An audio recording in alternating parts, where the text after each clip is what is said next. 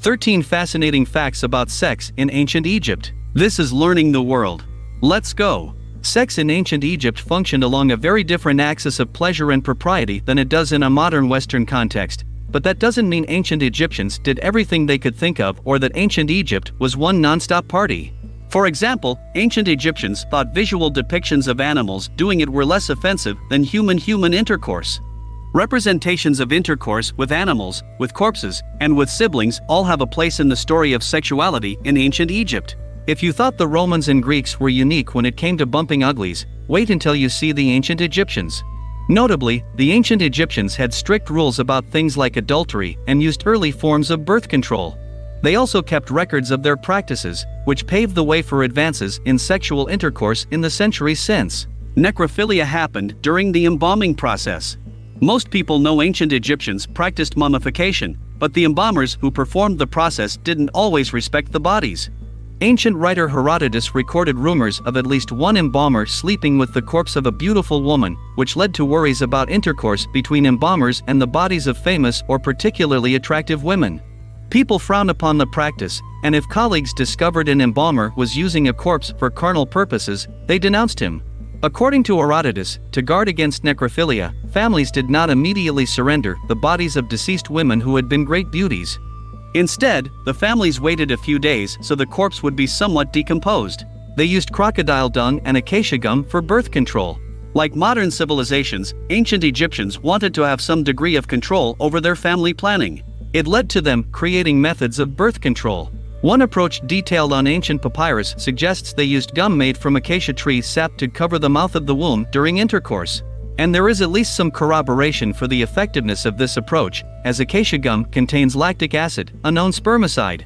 In another method, they applied a combination of honey and sodium bicarbonate to the inside of the vagina. Another option was a diaphragm of sorts made of crocodile dung, dates, acacia, and honey. Cleopatra reportedly made a vibrator out of bees. Cleopatra's purported sexual appetite is the stuff of legend and Shakespeare. When the Romans came around, Cleopatra had an illegitimate son with Julius Caesar. Later, she became romantically linked to Mark Antony, which ended up costing her life. But when her bedchambers were empty, Cleopatra allegedly found other ways to entertain herself. Rumor has it she filled either a hollowed-out gourd or an empty papyrus box, sources differ, with angry bees, then used the makeshift device as a vibrator. To be clear, the bee vibrator story has always been a rumor of unknown origin and not verifiable fact, but the theory goes that the bees swarming around inside the contraption would have caused it to vibrate and move around, making it ideal for Cleopatra's supposed purposes. Bestiality plays a unique role in art. Notably, Egyptian hieroglyphics dating as far back as 3000 BCE depict humans sleeping with animals. Egyptian gods and goddesses often took the shape of animals, so there was a divine connection to the idea of human-animal intercourse as drawn in the glyphs. Also, ancient Egyptians considered physical acts depicted between a human and an animal less visually offensive than the same between two humans. So some argue what looks like hieroglyphic bestiality is a coded representation of human-human intercourse. Incest was common among ancient Egyptian gods, goddesses, and royalty. Most people in ancient Egypt didn't engage in incest, but Egyptian royalty and mythological gods often married and had children with their siblings. Seth and Nephthys, Osiris and Isis, and Shu and Tefnut are just a handful of the brother-sister couples from Egyptian mythology. And because royalty loves to emulate the gods, siblings ruling over Egypt frequently married one another. Unfortunately, all that intermarrying led to weak family lines with a lot of genetic defects. Scholars believe King Tut, for instance, had a degenerative bone disease, a cleft palate, and a curved spine, among other disorders. No one really cared about virginity. The Egyptians didn't put much emphasis on virginity. Marrying a virgin carried no significance. Premarital relations was openly practiced, and as long as it happened between two unmarried people, there was no stigma attached. Virginity also didn't have the same religious significance as it did for the Romans, who placed female virginity next to godliness and considered sexual restraint a virtue. Cheating on your spouse was a big no-no if you were a woman. While premarital intercourse was just fine, once you married, you were more or less locked into that union. If you were a woman, anyway. Ancient Egyptians considered married women especially sacred, so engaging in extramarital relations was a major moral and social taboo. It's no surprise, then, that punishments for those guilty of infidelity were extremely harsh. A consensual affair with a married woman could result in both parties being whipped, mutilated, or, in some cases, executed. Of course, a married man who slept with an unmarried woman only had to deal with some shame from society. In ancient Egypt, divorce was only allowed under two conditions: childlessness or infidelity on the part of the wife. Divine myths surrounded masturbation. Ancient Egyptian myth didn't concern itself with the biology of human birth to create its gods and goddesses. According to the cosmology, the first god, Adam, arose out of nothing, essentially creating himself from a pool of primordial ooze, then got to work on making the world. But first, he masturbated. Immediately afterward, he spat the god Shu and the goddess Tefnut out of his mouth, and they, in turn, created more gods and goddesses and more aspects of civilization.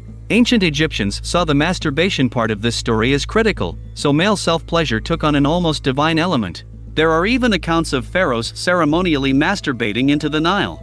Ancient Egyptians produced at least some adult material.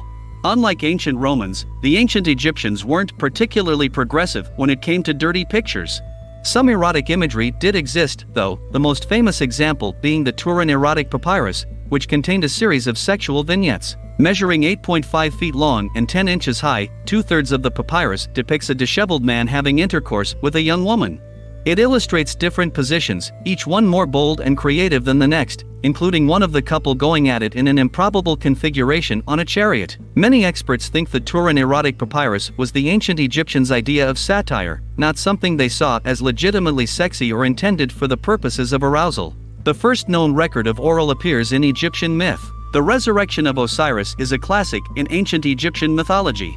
It is also the first known record of fellatio in history. The god Seth kills his brother Osiris and chops him into pieces, but their sister, Isis, reassembles the disparate parts in hopes of resurrecting Osiris. There's just one problem: his penis is missing. So Isis fashions a new penis out of clay and blows into it, and the action brings Osiris back from the dead.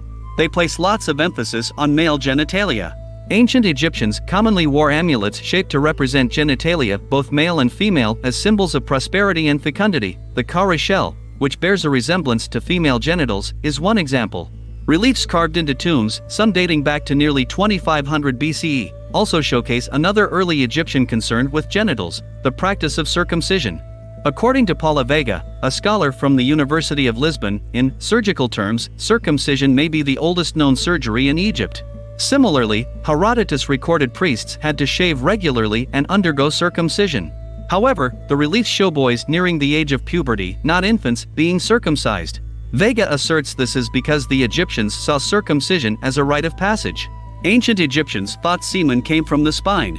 Ancient Egyptians had a unique understanding of semen and where it originated. Though semen plays a lofty and spiritual role in many of their myths, Egyptians thought the spine was the part of the body that produced this hallowed substance. Specifically, they thought it came from a holy vertebra in the spinal column.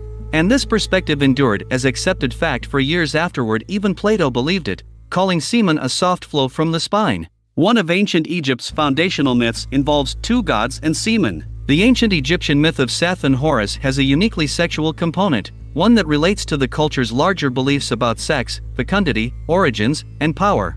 In the myth, Seth and Horus, gods with a contentious relationship, lie resting, and Seth attempts to penetrate Horus. If the other gods were to find out Horus had been on the receiving end of that coupling, they would shun him, so Horus's mother, Isis, intervenes. Horus catches Seth's semen in his hand before it can enter his body and throws it into the river. Then, Isis takes Horus's semen and spreads it over some lettuce, which she feeds to Seth. Because of this deception, the gods decide it was Horus who penetrated Seth, not the other way around, and looked negatively upon the latter.